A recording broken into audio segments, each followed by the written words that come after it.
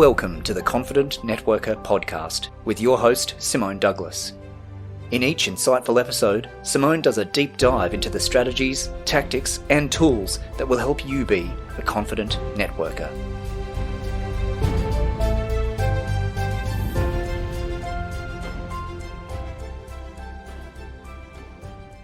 This is episode 6, the relationship debate. Are you burning contacts or creating raving fans? As the world of sales continues to change and evolve, so has the number of sales tactics and various technologies to help businesses find new customers and retain their current ones. Many of the old school sales tactics don't have the same cut through that they used to have before. They've come to a point of redundancy almost. And having too many new ones in place can cause its own unique challenges for an organisation. It's a tough world out there for salespeople, especially in business to business. But there is also a wealth of knowledge and techniques out there that will help sales teams achieve success and reach their goals. The question becomes, what are the must-dos in the modern era of selling and what are the nice-to-haves? There is still one sales tactic that every salesperson should master, but few truly do, and that's relationship selling. Satisfied customers are loyal, but appreciated customers are even more so. The best way to make a customer or a prospect feel appreciated is to do something that delights them. By pleasing an existing or a potential customer, you encourage them to enjoy the process of being part of your customer base. It's an incentive for them to come back to the business if they have any other work or an opportunity to refer you into their networks. Today, we're going to be talking about how to build stronger relationships with your customers, which in turn leads to more revenue. By the end of the show, you're going to understand why stronger relationships with your customers lead to more revenue, how to build stronger relationships with customers that stand the test of time and the road bumps along the way, how to turn these relationships into more revenue through repeat business and referrals. Today, we're going to engage one of the most enjoyable parts of doing business, and coming into the Christmas season is the perfect time to start thinking about how we provide the unexpected for our customers and bring unique experiences to them that will continue to build on our relationships in positive ways. Then we're going to chat about the difference between delight and customer satisfaction, bearing in mind customer delight is the process of surpassing customers' expectations to build a long-term positive experience around your product or service and your business. Customer satisfaction happens when you simply meet customers' expectations. Who wants to be in the business of simply doing anything, let's be honest. So today we're going to take a really close look at the effectiveness of surprise and delight as a customer engagement and retention strategy. It really depends on what type of loyalty mechanism is in play between you and your customers. A study by Marketing Science Institute points out that customers are loyal because of 3 intrinsic behavioural mechanisms. First up is habit. Memory-based loyalty formed from consistent and automatic spending patterns, notably in customers whose usage does not change over time. Then we have dependence, rational loyalty given by a cost-benefit analysis of switching costs, particularly in customers with a wide product holding. And finally, relationship, social and emotional loyalty built on the trust that arises through multiple interactions, typically in long-tenured customers. We're going to look at how we talk to each of the 4 different customer segments based on how we categorize customers according to these mechanisms. We're going to have a look at loyalists who have high levels of all 3 loyalty mechanisms, dependents that have a broad product holding with you but a low habit and relationship level, sleeping dogs, these are customers that are bound mainly by habit, and skeptics, these customers have low levels across all of the 3 loyalty mechanisms. And we're going to explore how that impacts on our surprise and delight strategy as a whole. We need to take a look at the key issues from the owner perspective. So first off, why do you need to work to surprise and delight your customers? Well, the reality is that you gain the power to please your customers to the point where they are grateful for doing business with you. By creating a sense of gratitude, you create a memorable moment between your business and the customer that goes beyond the transaction, and it creates a relationship. So surprise and delight deliver the kind of customer support that inspires gratitude in your customers. Once you achieve that, loyalty will follow. But loyalty is only good if it lasts, and longevity takes more than tactics. To fulfill on its promise, the surprise and delight technique needs to become part of your business's DNA. Will it be a 3-month experiment where you change things up a little, or will it become the reflex you've instilled in your business that inspires your customers to tell their friends and delivers the results it promised? It's time to start thinking beyond the transaction. In a space where loyalty is scarce, a little extra loyalty can go a long way. We also need to take a look at how we're personalising each customer interaction and ingraining a customer-centric culture within all parts of our business. People throw the term culture around like confetti, but when you think about it, it's surprisingly difficult to define exactly what we mean by culture, and company culture is no exception. Luckily, it's something people have spent a lot of time thinking about. So in the Handbook of Human Resource Management Practice, author Michael Armstrong defines company culture as a pattern of values, norms, beliefs, attitudes, and assumptions that may not have been articulated, but shape the ways in which people in the organisation behave. So if we put it simply, then company culture is the way things are done around here. Placing customers at the very heart of everything a company does makes total business sense. In fact, research by Deloitte shows customer-centric companies are 60% more profitable when compared to companies that don't focus on the customer. Most companies fail when it comes to customer centricity, not because they don't have the right intentions, but because they've failed to create a customer-centric culture. Good intentions are meaningless without a solid strategy behind them, so it's well worth getting it right, because the positive benefits include increased revenue, customer loyalty, less purchase abandonment, word of mouth, and then we need to have a look at what assets do we have available to us that will allow us to build stronger relationships with our customer. But this is just the start. Being customer-centric is good for your staff as well. Among people who say customer satisfaction is a key priority for their company, 83% think that they will be working there in 2 years.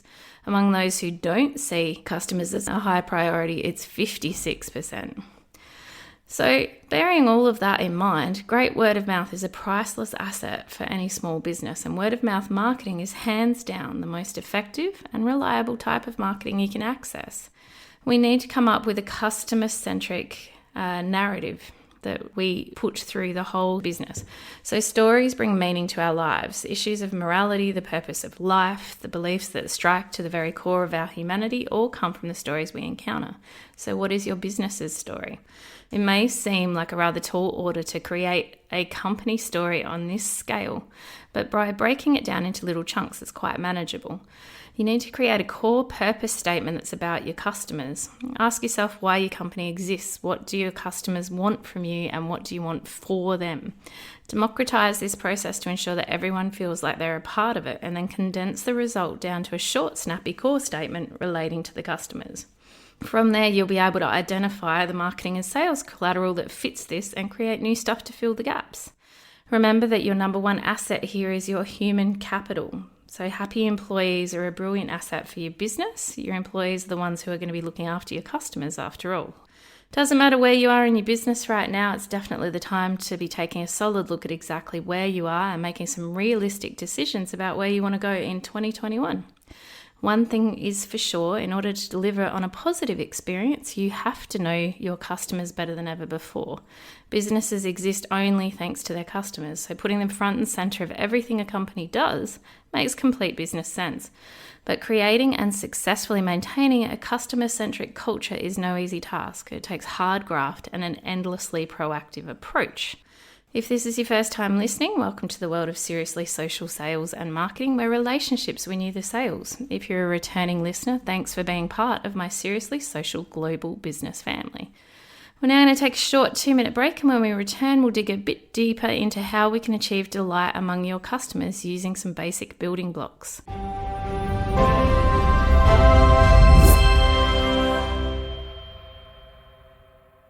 So, what do we need to know? Let's dig a little bit deeper and talk about how you can achieve delight among your customers by running through the basic building blocks of what we're going to look at today through the lens of who, what, why, and how.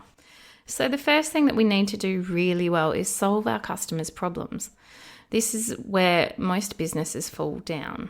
Your potential and your current customers will from time to time experience dissatisfaction or challenges with your product or service.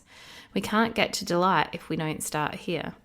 One of the things that you want to evaluate is how you can use technology to make your company easily accessible through omni-channel support.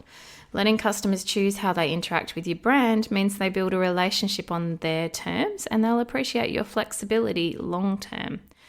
We need to make sure that you're timely in your responses. A big component of customer delight is the ability to be available and responsive whenever your customers reach out. Have you ever thought about how your customers feel about wait time in a phone queue? Does it really have any worth when you say to them your call is important to us? A survey by American Express found that the maximum amount of time customers are willing to wait is 13 minutes. My preference is like 60 seconds. Businesses can align your customers' expectations with reality by deploying new technology to provide real-time support to your customers. Great customer experience can be achieved by using live chat software and live engagement tools that boost customer satisfaction rates. Live chat is the most preferred channel over other communication channels such as phone and email these days. The real-time support it delivers to customers makes it popular. 79% of customers say they prefer to live chat because of the immediacy it offers compared to other channels. So live chat will instantly connect with your customers and assist them in real time. And you can even trigger proactive chat messages to guide customers in their buying journey and improve their experience. This is where your chatbots become quite important. We want to make sure that we're always being helpful, so going beyond the immediate solution to provide information and ways to help your customers manage their challenges creates bonded customers that we talked about last week in the show. Recognize that when your team embodies your 6-word story, this is when customers really feel the true value of a customer-centric culture. So we want to make sure that we're harnessing tales of employees going the extra mile for the customers and make them legendary within the organization. These stories will be retold and shared, and it helps forge that collective sense of purpose and identity in your team and in your business, whilst always going the extra mile for your customer. Old school service is still something that helps businesses succeed. We want to make sure that we're helping our customers succeed. So when you truly understand what it is people need from a product or service like yours, you'll be able to target those pain points and solve for them to exceed customer expectations. But more importantly, when you truly understand your customers' business goals and needs, then you can support them in achieving them in all sorts of interesting, personalized, and memorable ways. And this is a big part of where Delight comes in. It's about helping customers achieve their success. Now, look, in a retail environment, you're going to simplify that model a lot. Okay, but if we're talking about business to business in the consulting space, this becomes a really big part of it, is your customers want to access the power of your networks. We need to make sure we're listening to customer feedback. So if a customer comes to you with a complaint, remember to listen. Analyzing feedback involves identifying customer needs and frustrations of customers so that businesses can improve customer satisfaction and reduce churn. Feedback analysis needs to be done wisely by following some simple steps. Make sure that you're categorizing all feedback into categories. It might be product delivery, speed, after-sales service, customer service approach, etc. Once you've categorized them, you can divide them further and work out which ones deserve immediate attention. We need to identify the nature of the feedback. So it comes with negative and positive comments. The positive ones bringing concrete ideas on what can be extremely effective in building customer loyalty. On the other hand, the negative ones provide insights on improvement areas. You want to make sure that you're consolidating your results, okay, and making a plan of action as to how you intend to respond to each of the issues raised. Make a feasible and effective plan that would address all the problems your clients think your business is having, while keeping the good services still functioning. And then let's think about it honestly. We want to be enthusiastic throughout every interaction your business has with potential and current customers. Be sure your team maintains an enthusiastic, positive, and welcoming voice that complements your brand persona and your 6-word story that we talked about right at the start of the season. Be unexpected. Customers expect to see their needs fulfilled, absolutely, but are truly delighted when your team goes above and beyond in the customer experience. Customers experience businesses through end-to-end experiences, not touch points. So it's about the journey and how you can delight them unexpectedly, over-deliver throughout the process, and that will lead to a happy customer and a +1 on the relationship. Lastly, we need to consider how we build a community. People enjoy the feeling of belonging to a community or group, whether it's structured or unstructured, and that feeling of belonging contributes to a customer's wider sense of happiness. Customers love to be part of a community or group, so building those communities that benefit customers create a positive feeling and improve your brand image. Communities can be used as a resource for sharing useful information related to products and services. Branded communities are 13% more likely to have an impact on customer experience than social media communities. So when you foster a special place for customers to interact with one another, your business is adding extra value to the customer experience, both before and after the purchase. Generally, customers will trust other customers when they intend to purchase. So this can be a really powerful way of then growing that brand and building those relationships. But the question, I suppose, really is, when you look at all of these things, how successfully is your business doing any of them? When customers come into your business from whatever channel they found you on in the first place, are they having an experience that delights them? If you were to go and be served by your teams in somebody else's business, would you be happy or horrified? So I think that this becomes a really important thing to look at. Often we need to take our rose-coloured glasses off and really take a look at where we're failing to communicate that customer-centric culture and bring it into the business in a way that's super successful. So I know myself, I talk about the Duke of Brunswick a lot. So today I'm going to talk about a different business. So one of my other businesses is BNI Adelaide North, so Business Network International. And so it's a membership organisation, and our customer service and our relationships is what will keep that business successful, because members make decisions as to whether or not they renew their membership every year. So that means that I have to earn my stripes. I have to continue to surprise and delight those customers every year. And the way that we go about doing that is that we start with a really simple 6-word story. So we start with that anchor, which is every member is family to us. Now, I was talking to a client yesterday that doesn't sum up or talk about anything that we actually do in that process. It doesn't talk about anything that BNI provides for my members. It simply encompasses the felt sense of how we will approach our customers. Okay, and that's by saying they're family. So we'll do whatever it takes in order to help them to succeed, whether we like them or not, because realistically, sometimes our family irritate us a lot, but we will still put ourselves out to make sure that they have a great experience.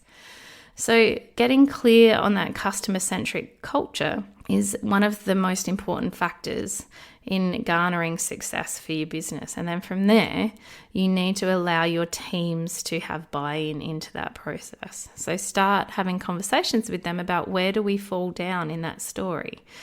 Where are we burning those contacts that we were talking about before? So what are the speed bumps within the organisation where we say that we will do one thing and we do something completely different, because that's going to be a challenge for you. You can write down all of the beautiful strategies that you like. If the execution isn't there, if it's just words for words' sake, then your business is not going to bear the benefit of all your hard work.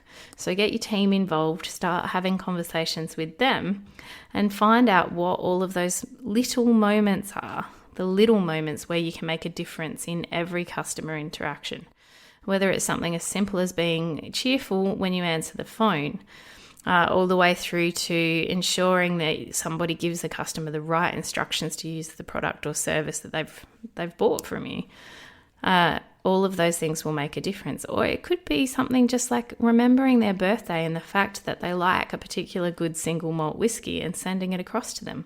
Again, you can match those things with the value of the relationship that you're trying to cultivate. So we're now going to take a short 2-minute break, and when we return, we're going to cover off on what you need to do to action the key elements contained within these topics and why they matter in your quest for a fantastic 2021.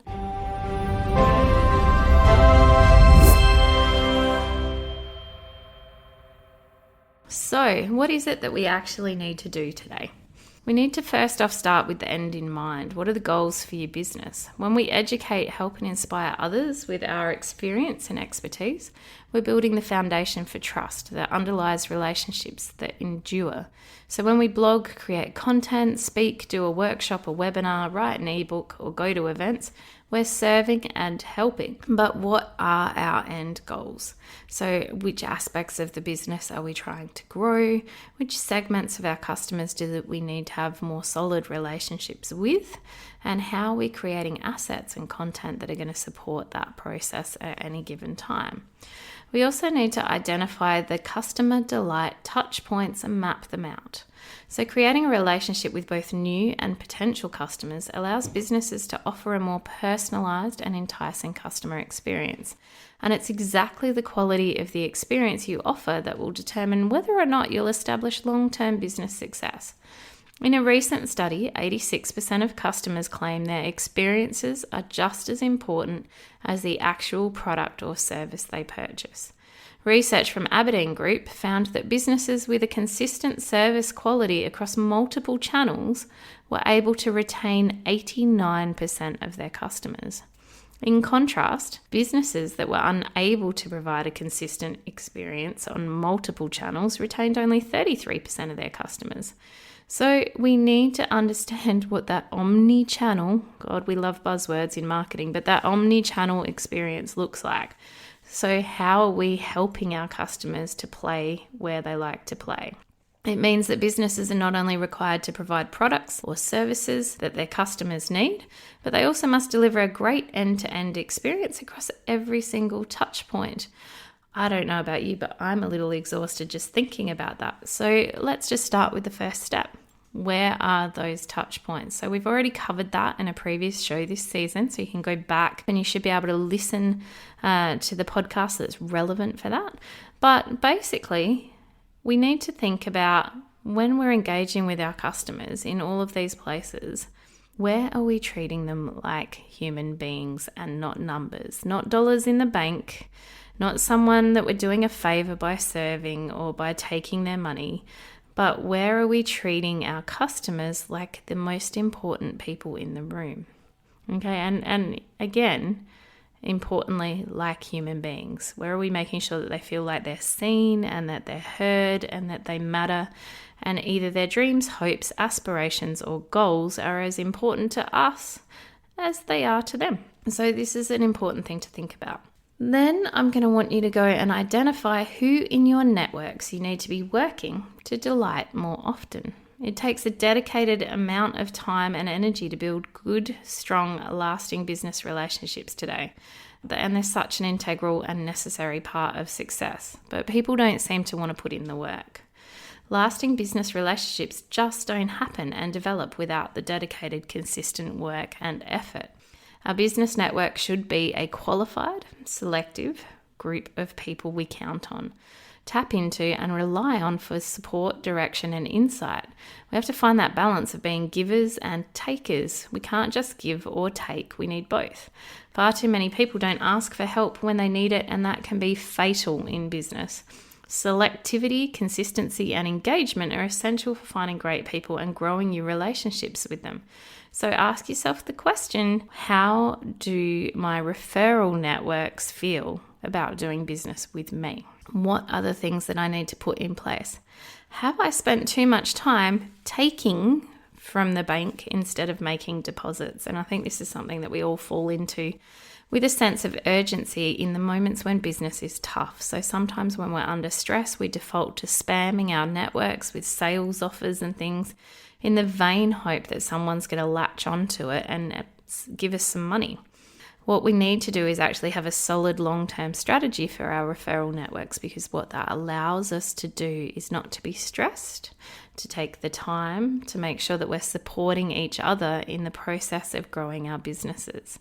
And then what you will find is that when you really need those relationships, they'll be there to lean on to carry you through the difficult times. You need to educate your team members who are responsible for sales in your business to also be able to do the same thing. So relationship-based selling is a skill. It's a difficult one to acquire, and it's the first one that most sales professionals will abandon if they're under stress. But good, solid sales professionals understand that taking the time and growing those relationships is a critical success factor. All right. You also need to then review and tag your customers on where they sit on the surprise and delight journey. So to look at the impact of special benefits and experiences that go beyond the core offering, you need to tag customers against each of the 3 mechanisms that we talked about earlier. So habit, that memory-based loyalty formed from consistent and automatic spending patterns. Dependence, rational loyalty driven by a cost-benefit analysis of switching costs, particularly in customers with wide product holding. Relationships, so that social and emotional loyalty built on the trust that arises through multiple interactions. Okay, you should be able to identify then 4 customer segments that will respond differently to a surprise offering, making a good guide to who should be the recipients of surprise and delight investment. According to a study conducted by the Marketing Science Institute, there were 4 key groups identified, and their reactions were categorised after receiving an offer of 2 months free service from their telco. There were loyalists, so loyalists have high levels of all 3 loyalty mechanisms. These customers are the best targets for surprise and delight, as the gift signals that you still care, are not taking their loyalty for granted. So churn in this customer segment dropped 5.1% following the offer, although there was no expansion of their business. And then you've got dependents. They have a broad product holding with you, but low habit and relationship levels. You need to be careful with these customers because although defection rates did drop 5.3%, the likelihood of them expanding their business also dropped by 8.6% in that study, perhaps because they were nervous to add to their dependents. So it's best to combine surprise and delight with socially orientated activities to build trust in the dependent bracket. Sleeping dogs, so these customers are mainly bound by habit. You need to be careful about waking these customers up with a gift, as they may play, i.e. expand their business a tiny bit, or bite. So defection increased in that bracket by 3.3%. So better to wait until dependence and relationship grow before you play with your sleeping dogs. Finally, we have the skeptics. So these customers have low levels across all 3 loyalty mechanisms, so don't engage with them in this particular capacity. In the study, they viewed the offer with suspicion, perhaps assuming it was to compensate for an inferior product, and increased their churn by 5.8%. So the conclusion here is a little ironic. It looks like, at face value in that study, the effectiveness of surprise and delight depends on the extent to which your customers are already loyal. So from there, I think it behooves us to personalize and create a contact plan for each loyalty segment. We've all heard about return on investment, or ROI, a performance metric used to evaluate effectiveness of money being spent and the profit that it yields. If we look from a relationship perspective, a new and more effective term can be of use: return on relationship, or ROR. It can provide deeper insights on the effectiveness of business personality and its ability to connect with people. ROR is the value accrued by a person or brand due to nurturing a relationship, whereas ROI is simple dollars and cents. ROR is the value perceived and real that will accrue over time through loyalty recommendations and sharing. And it is ROR that puts an emphasis on building positive relationships. To dig deeper into your company's ROR, consider the areas of your business that interact closely with your customers. Are you using social media to drive engagement? Do you send emails that address your customers' needs? Does your content encourage readers to share with their network? Do you listen to your customers and respond quickly with a solution? Are you actively generating referral partnerships? All of these things will make a difference.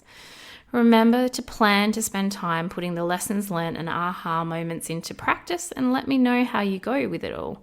Remember to act. Nothing changes if you don't set aside time to make it happen. So once you've worked out what you need to do, start putting timelines and deliverables on your action plan. Get clear on what you want your customers to feel, what actions you're going to take to build a customer-centric organization, and what pain points you need to solve that you may or may not have created from your leadership at the table. So we're now going to take a short 2-minute break, and when we return, we're going to bring it all together and look at why any of the things we've covered so far matter and what the direct impact can be to your bottom line.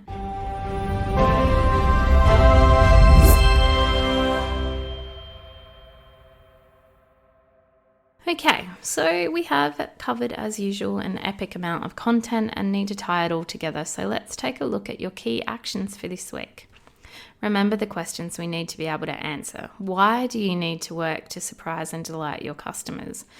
Consumers are a confident bunch, and if businesses don't know a person's likes or dislikes, they are more than willing to jump ship to another vendor to gain a sense of personalised connection. This tendency extends to every node of the customer journey. Nearly half of consumers don't like advertisements because they're unrelatable. 44% of consumers say they will buy again after a personalised shopping experience. 40% bought something they hadn't planned to purchase as a result of personalisation.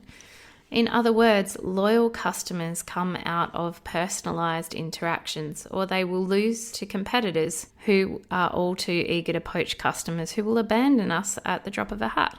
So we need to be able to surprise and delight them and personalise that experience in a way that leads them to embrace us as part of their tribe. How are we personalising each customer interaction and ingraining a customer-centric culture within all parts of our business? Communication with your customers should be more than just mass email blasts. Instead of bombarding previous customers with non-stop offers, use customer analytics to understand how you can customise and personalise your messaging. With a bit of analysis, for example, you can use past data to figure out what products or services a customer might be interested in purchasing in the future. Then you can alert them to relevant special offers on related products or opportunities to level up on services. Not all of your communication should be about your company trying to sell something. This is often a mistake people make at specific days of observance. For example, Remembrance Day, which is today. So as we come up to Remembrance Day in a minute of silence at 11 a.m, it's not the time for everyone to be posting that they have some kind of a special deal or trying to jump in on Remembrance Day because their marketing suggests that they should do so. It's a time for connecting. It's a time for understanding that there are people other than ourselves who gave up a lot to get to maintain the rights that we have. So that's a great example. Anzac Day is often another one where businesses fall down from a marketing perspective, particularly here in Australia. But again, start sharing some of who you are and sharing things that are of interest to your customers across your social channels and your marketing channels. It'll all be a lot more effective. If we look at what assets we have available to us that will allow us to build stronger relationships with our customers, this is where we look at the 10 principles of customer strategy. We need to master the art of the possible. We need to know your customers at a granular level. So what is it that they like? What is it that they are interested in? How do they like to be communicated with? And what channels do they like to communicate on? And then you need to link your company's customer strategy to its overall identity. So that consistency, tone of voice, customer experience, all of those things are important. From there, you can start targeting customers with your marketing messaging with whom you have the right to win. So in other words, you have a product or service that's going to meet their needs. It's competitively priced. That doesn't mean that you need to be the cheapest in the marketplace by any stretch of the imagination. Okay, but you're ticking the boxes for them in a way that you should be a good choice for them. And then you need to treat your customers as assets that will grow in value, because as your relationships with your customers deepen over time, we know that they increase in value. They start referring other people to us. They will leave us testimonials on social media or wherever else it might be. So if you can get steps 1 through 5 right when it comes to the principles of a good customer strategy, when you get to number 6, it's pretty easy. You have to leverage your ecosystem. So you've gone out of your way to build this amazing ecosystem of referral partners, of happy customers. All of them are delighted to do business with you. Now you can start calling in some favours from the favour bank, okay, because you've made plenty of deposits. So through leveraging your ecosystem, you start to get more inbound inquiries, which is an important aspect of business. And then we move on to step number 7. We need to make sure that we're ensuring a seamless omni-channel experience. So go back to your businesses and have a look at where this falls down. Okay, so for example, if I'm getting people to message my Facebook page to tell me that they want to book a table for dinner, I've been running an ad or something for that, and it's for a restaurant, then that doesn't work very well if they get an automated response that says, if you're trying to book a table, ring the restaurant, here's the number. Okay, and yet we do this often in hospitality. We tell customers that we don't want to talk to them where the customers actually are, and we push them off to another platform or to another method of engagement. So that seamless omni-channel experience is really important. If we're getting all of these things right, then we move on to excelling at delivery. So, it's the time-honoured phrase, under promise and over deliver. Be very careful about the promises that you make to your customers in this aspect, and make sure that you always deliver on what it was that you said you would do. It's simple, but most businesses fail at it, and often business people fail at it because they will promise that they're going to call you at a specific time, they'll email you by a certain time, or they'll solve a challenge. And for whatever reason, they don't then deliver on what's actually going on. So finally, if we get to number 9, this is an interesting one for some businesses, reorganize around the customer. So it's all well and good to set up a business on your terms, and I get it, we've all done it. We think it was a good idea, but you need to take a good hard look at yourself and make sure that you have then organised that business around your customer and what interests the customer has. And then match your culture with your customer strategy. If we take a look at what marketing channels do we already have established and which ones do we need to develop, I have 6 that I'm pretty fond of that need to be in your marketing mix at all times. So pay-per-click marketing. As far as marketing channels go, pay-per-click advertising is still an unbeatable juggernaut, especially with the diverse options now available to brands. There's a learning curve for each platform, so if you can afford to hire an agency to handle your campaigns, I would obviously recommend that. And there are 2 dominating forces in the pay-per-click world these days, and a bit of a sleeping giant. So you've got Google Ads and Facebook and Instagram ads. The other one that you've got that's really coming to the fore is LinkedIn advertising. So Google search ads will help you connect with users who are searching for products or services like yours, and so will your Facebook ads, okay, and LinkedIn. So the difference is implied need versus implicit need. So Google is absolutely implicit need, whereas Facebook, LinkedIn and the like, we're looking at implied needs. So we're building a buyer persona and an audience based on that, which we're then going to deliver messaging to. Make sure that you don't forget social media in your marketing mix. Social media is a big player in the marketing world. It's not going to go away. Customers are actively seeking out brands that they like or are interested in, and increasing numbers of users are taking to social media to research, making those buying decisions. We can't forget email marketing because it's still the best method of direct response marketing there is. Users have opted into hearing from you, so they're more willing to open these messages and learn about some of the latest products, sales, and how to benefit from them. Just remember that your lists are not one size fits all, and you need to segment out your database so that you're personalizing the messages beyond the hi to first name. Okay, and then we have your website. So some businesses don't think of their website as a marketing channel, but in reality, it's probably the most important one. This is where users will come when they're interested in learning more about your business, and if they can't find answers to their questions quickly, they're not going to stick around long to find out anything else. Your site should offer a good first impression, and it should clearly represent your business, brand, products and services in the way that you want. And we can't forget content marketing and SEO. So content marketing is kind of like a savings account. As time goes on, you get compounding interest, making it even more valuable. Your evergreen posts can offer search engine optimization benefits for a very long time to come as people continue to search them out, and all of your content can provide valuable relationship building and lead generation capabilities. Last but not least, of course, is word of mouth marketing. So word of mouth marketing has always been one of the most effective marketing channels, and that will continue on an ongoing basis. You'll brush it off if a salesperson tells you that you need that watch, but when your friend points out how much they love wearing it every day because of all the smart features, you'll tend to take more notice. So Bearing all of these things in mind, in today's digital age, the impact of developing stronger customer relationships spreads further than ever. Customers are eager to share their opinions, whether positive or negative, and they have a great many channels to do so. So, the work your company does and puts into maintaining and strengthening those relationships will make or break you. Just like any relationship, strong customer relationships require work, but the payoff to your business's bottom line is worth the efforts. So how do you measure up? Go away and test against the basics we've covered today.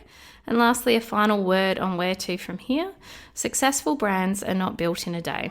A lot of perseverance is required to build a successful business, and at the heart of a successful business are its customers. A recent Harvard study found CEOs spend 72% of their time in meetings and only 3% of their average 62.5-hour working week with customers. So it's easy for us as business owners or CEOs to lose sight of the customer experience. Social media is an obvious way of connecting, but why not make time for leaders to take on customer service positions to help keep in mind the value of those relationships?